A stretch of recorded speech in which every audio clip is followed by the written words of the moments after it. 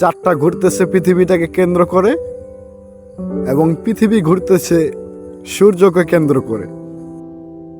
দেখতেই পারতেছেন জ্যোৎস্না রাতের চাঁদ। কিন্তু আসেন আমি আপনাকে একটা গল্প শোনাই।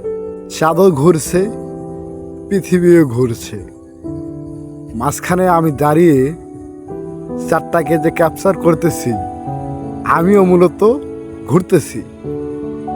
আমরা সবাই ঘুরতেছি এক মহাজাগতিক গ্যালাক্সির এক যাত্রায়।